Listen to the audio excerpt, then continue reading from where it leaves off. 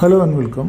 Today we are going to see what is a buck converter and why we need buck converter. Let's say take this circuit. The bulb wants a 10 watt of power and the input voltage is 5 volts and the current through it is 2 ampere. That means 5 into 2 is 10 watts. That is the maximum power the bulb can handle. So if we calculate the resistance of the bulb, as we know that power is equal to I square into R. Here the current is 2, so the power is 10 watt. The current is 2 ampere, 2 square into R. Now we can calculate the R. R is given by 10 watt divided by the 2 square will be gone to here 4. So 2.5 ohm. The resistance of this bulb is 2.5 ohm. Now as we calculated the resistance of the bulb is 2.5 ohm. If we connect a 10 volt supply to this bulb, but if the voltage is 10 volts, the current will be V by R. That means V is the voltage is here is 10 volt now and the resistance is 2.5 ohm. So the current will be 4 ampere. Earlier it was 2 ampere, now the current is 4 ampere and the voltage is 10 volt. The power will be voltage into current. So voltage is 10 volt and the current is 4 ampere. So the power is 40 watt. Bulb capacity is 10 watt. Now when we connect 10 volt instead of 5 volt, the power has increased from 10 watt to 40 watt. That means the bulb will get destroyed. So we have to reduce the extra voltage and thereby the power. So if you use a resistor this is 10 volt, the input voltage is 10 volt.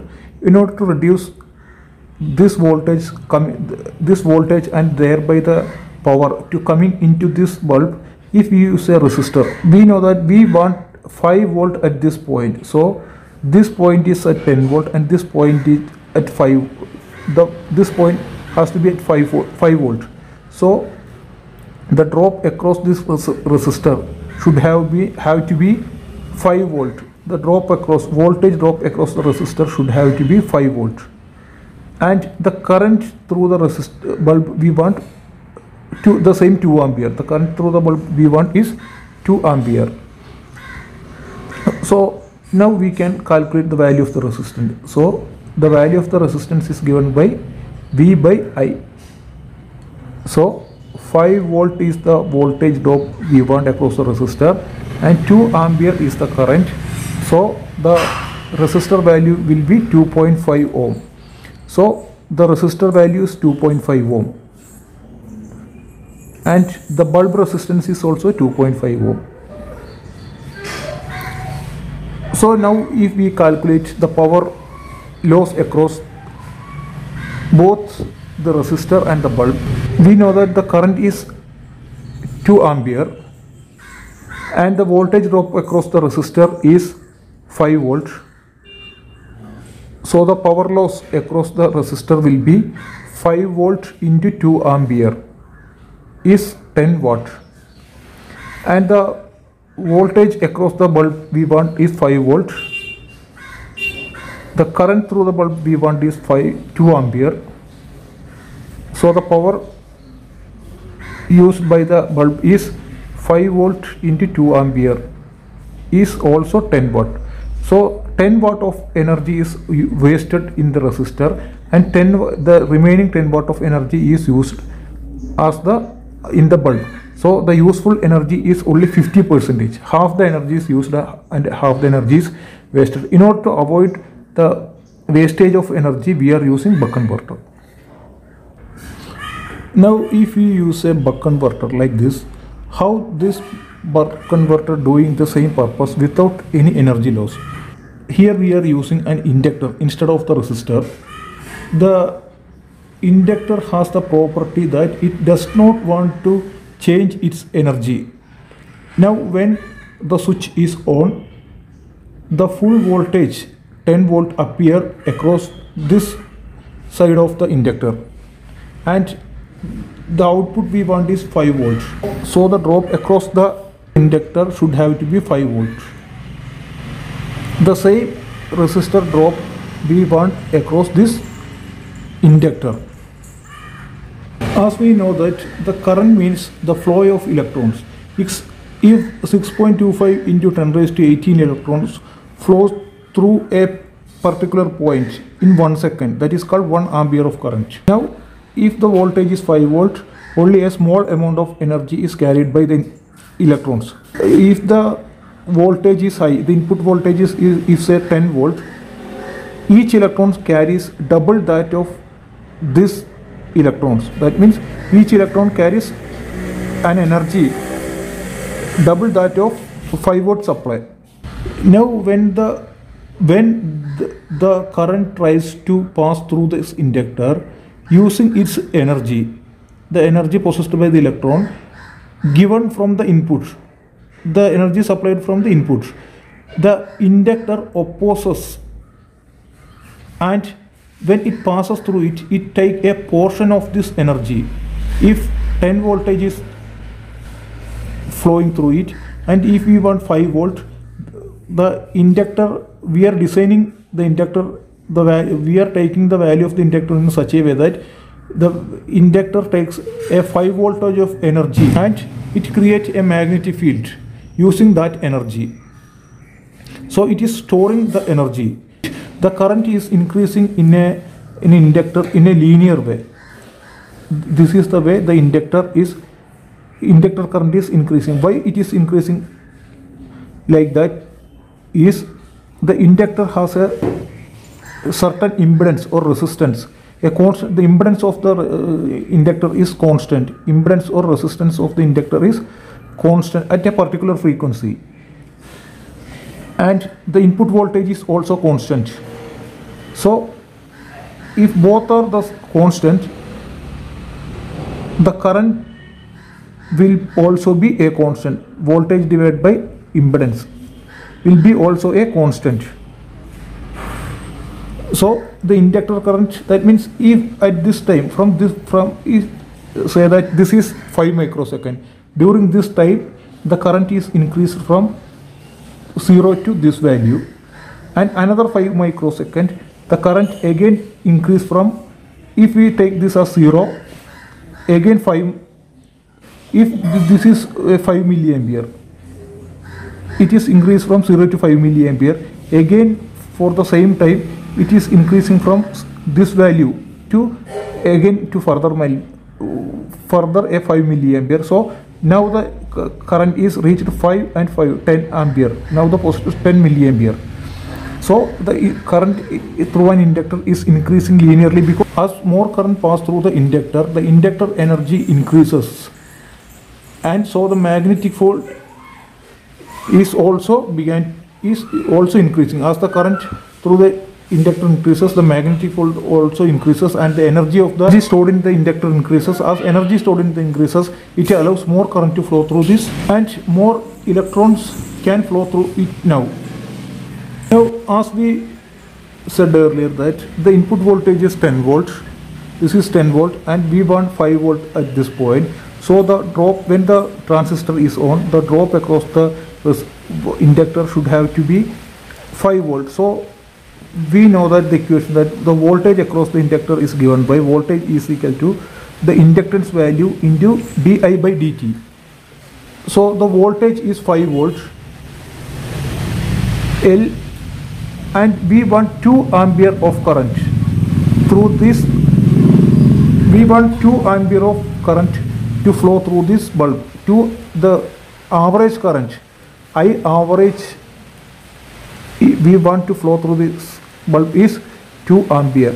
If the average current is 2 ampere, when the switch is on, the current through the inductor is increasing linearly, and if we want 2 ampere of average current, the peak, this is the current is increasing like a triangle. So if we want an average current of 2 ampere, this peak 2 ampere, this peak should have to be in 4 ampere. If the peak is 4 ampere, the average current will be 2 ampere. If we take this portion and put it in this place, it is filled. That means it will be average. So the peak should have to be 4 ampere. So now we get in this type, the current has to be increased from 4 ampere. So we get DI. The change in current should be from 0 to 4 ampere. From 0 to 4 ampere. How we calculate DT? If we take the frequency F of this switch, on off switch, as 100 kilohertz. This transistor is on and off like this. And the frequency is 100 kilohertz. Frequency means from this type, this to this, the rising edge to this, this is called one time period. Time period is given by T is equal to 1 by frequency. T is equal to 1 by 100 kilohertz means 10 raised to 3. So if we calculate, we will get this time period as 10 microseconds. The time period is 10 microseconds. This is the total time period, and we own the transistor if we take only for half the time. That is, only for half the time means 5 microseconds. If we own the transistor for 5 microseconds, so this time period is 5 microseconds. The time period is 5 microseconds. That means dt is 5 microseconds. We want a voltage drop of 5 volts, and the current, we want maximum current, the change in current is 4 ampere, and the time is 5 microseconds.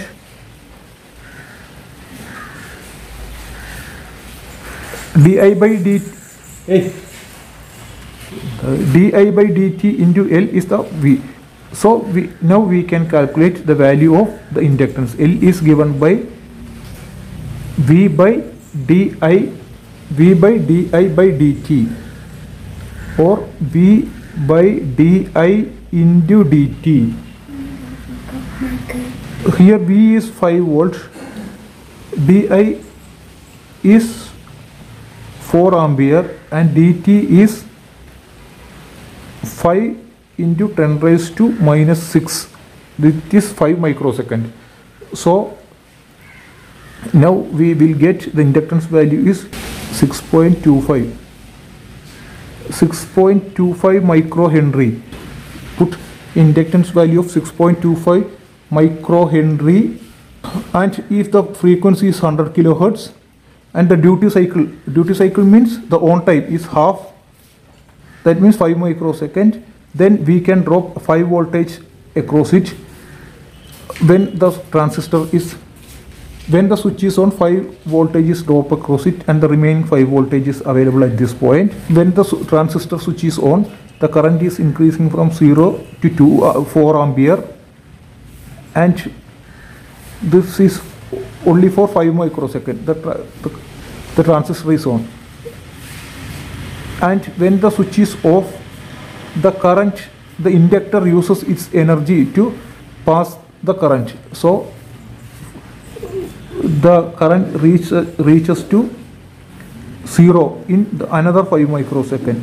This is called critical conduction mode or boundary conduction mode, and the value of the inductance is called critical value of inductance. That means the inductor spent all its energy during the off time.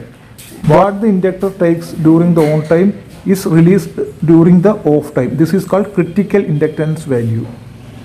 So this mode of conduction is called boundary conduction mode. If we use an inductance value higher than this, we are not in boundary conduction mode, we are in continuous conduction mode.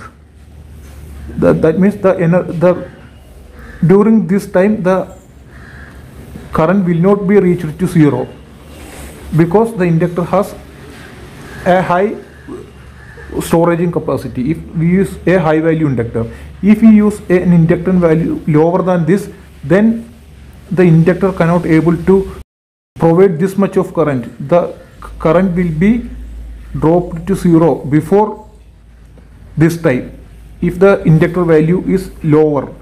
If the inductor value is higher, the inductor current is decreasing very slowly and does not reach to zero when the transistor is switched on again.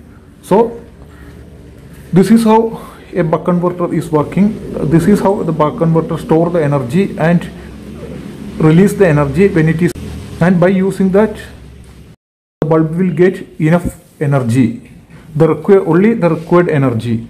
So this is how a buck